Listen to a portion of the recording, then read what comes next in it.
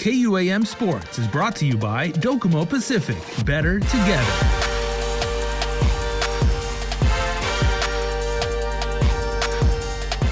Hafa day, everybody. Welcome back to the Sports Show. I'm Jason Salas, joined by Coach Ross Awa of the Guam National Women's Team over with the Guam Football Association. Also recently promoted to Technical Director, and he continues to wear his hat as the head coach of the Masakada, Guam's Women's National Team. Coach, a great pleasure. Welcome to the show.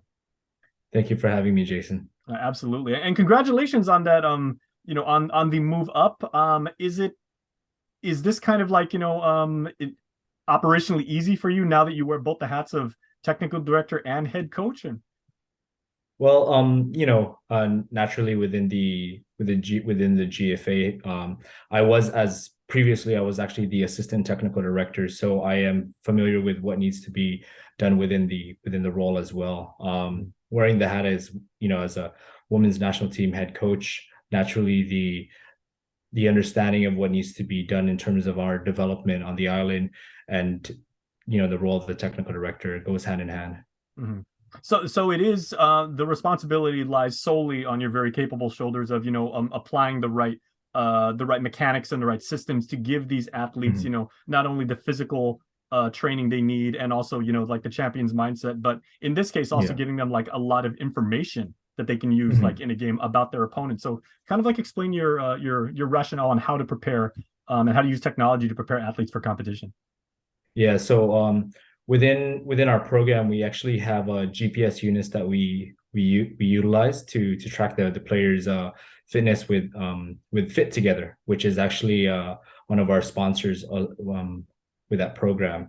And we also utilize Spideo, which is a camera where we're able to analyze our sessions, but also our training sessions and games of the shape of the team and everything like that to really enhance of what we're trying to do in terms of our playing style.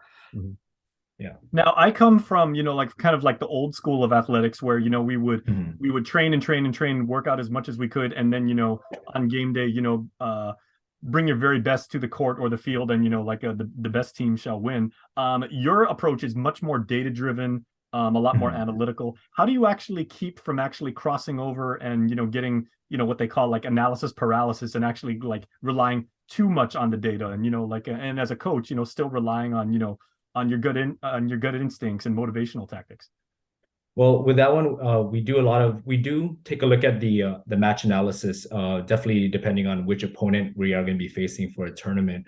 But another thing that definitely needs to be factored in is our player pool, what kind of players we have and what things that they can actually, perform within the match. Mm-hmm. So now definitely finding a balance between that. Yeah, okay. Sorry. Yeah. What has the implementation of, of this technology, but also the application of the technology, because a system's a system or software is software. It's up to the people who actually implement it. What has that meant to the Masakada, not just as a single team and like a group of young women, but an actual program and a framework and a pipeline to train young players who get ready to compete at the adult level? Yeah, with the programs that we have, it actually allowed them to see individual data for themselves. I mean, a lot of it's specialized. We work closely with our high performance team, and the data that we receive from our GPS units goes hand in hand with the type of fitness programs that are prepared for them within our national team programs. Mm-hmm.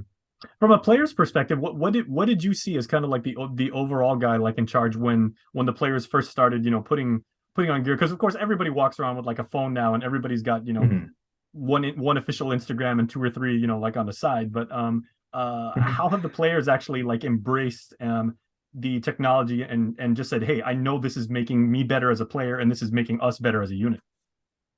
Well, a lot of the players, some of them want to see more of their data to see where they're at, and we actually educate them of where they need to be in terms of the demands of the game, because the game is constantly changing. There's a lot of new modern trends and everything, but how can they keep up with those modern trends at the intensity of the game? Mm-hmm. Now, I remember it was about maybe 13 years ago or so that the Guam Football Association was one of the first local sports organizations to actually bring on people that had experience in statistics and not just people keeping score, but people that could make, predictive analysis and, like, and actually give things so coaches like you could actually use that going forward. Are you maybe looking ahead at using more of like a data science approach and really going like hardcore with all the data you're generating right now? I think with that one, we have to, really realistically take a look at first where we're at and the athletes that we have. I mean, eventually in the future, hopefully we can evolve within the next 5 to 10 years where we can go more in depth with that kind of data. I think we're looking at taking step by step to understand that, okay, this is where we're at.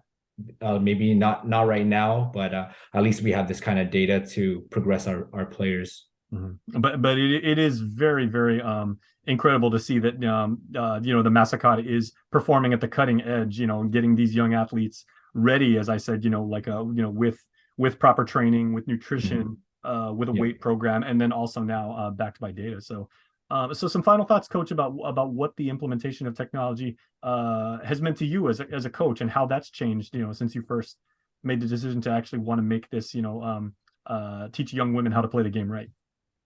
Well, for me personally, because of the modern trends of the game, it naturally became a lot faster in a way. So with the data that I did gain, or the information from the technology that we have, it allowed me to work hand in hand with my high performance team to create the right training sessions. It's not just about conducting a session to conduct a session, right? Now we're training with purpose, actually.